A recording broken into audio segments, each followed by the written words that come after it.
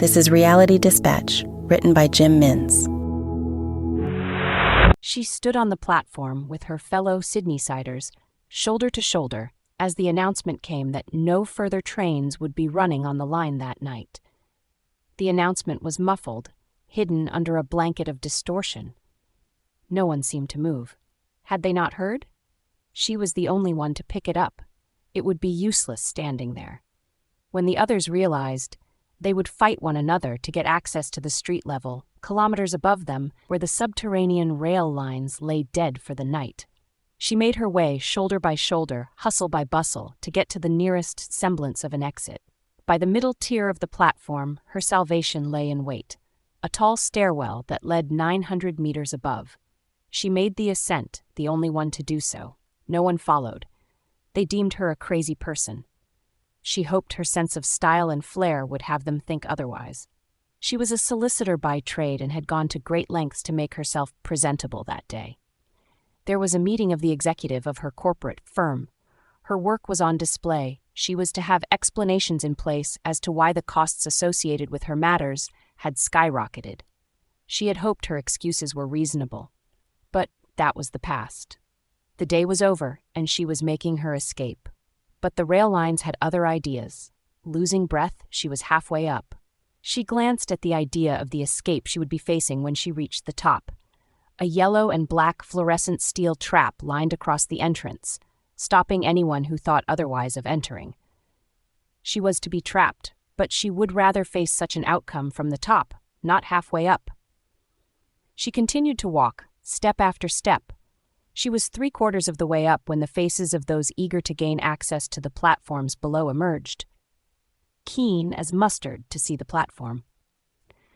She reached the gate and lifted a skirted leg over, placing it down as gracefully as she could muster, and then placed the other one over to make her transfer as elegant and complete as the circumstances allowed.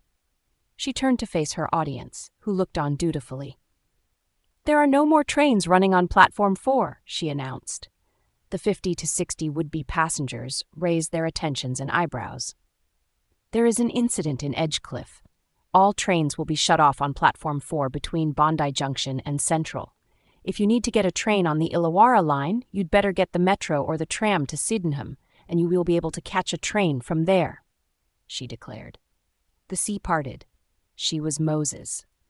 She commanded their attention for a brief moment, and then redirected their persons with the aid of a little insider knowledge that only she could understand. It was marvelous.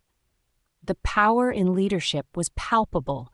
People just needed guidance, needed direction. She thought, if someone volunteers takes the reins, that person will be heard. It was the first time she had the courage to stand up and have her voice make a difference.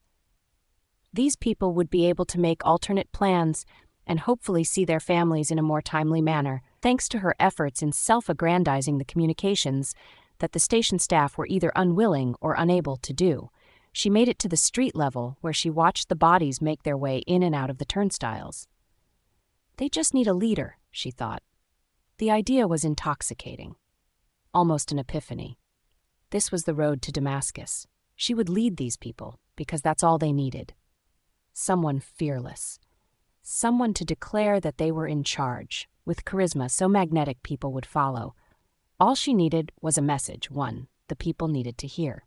She placed a $1 coin in the slot near the public bathroom to enter. She didn't need to go, but she needed to be alone. She stared at her reflection in the scratched, warped mirror. In the folds, a figure was present. It moved when she moved. It was dark, not quite there but there. Then it blinked. It winked. It smiled. It spoke. "If it is an audience you seek, I could use your services," it said. "Who are you?" she asked. "I am the Beast," he replied. He didn't elaborate. "I couldn't help but notice your euphoric insight into the life change you seek from this day forth. It summoned me." She felt excited. "You felt that?" she asked. She no longer cared that she was speaking to an entity. She was thrilled by the prospect that her insight had awakened something greater than herself, as if the feelings themselves were loaded with metaphysical wonder, not confined to just the insides of her head.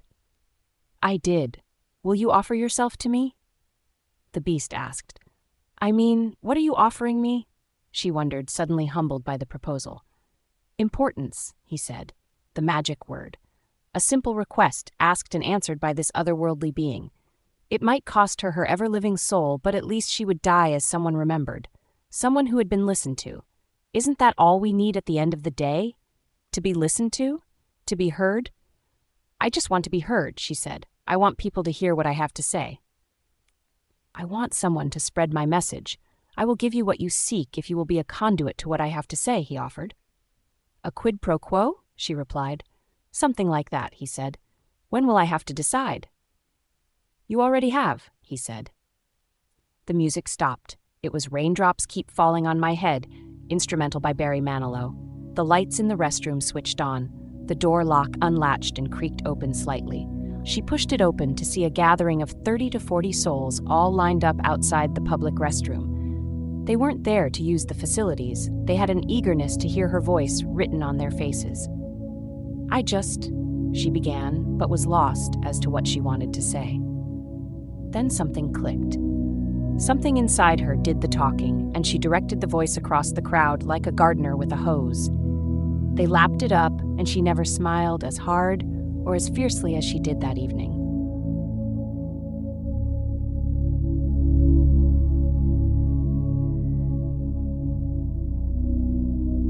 For more stories of fact-based fiction, head to jimmins.substack.com.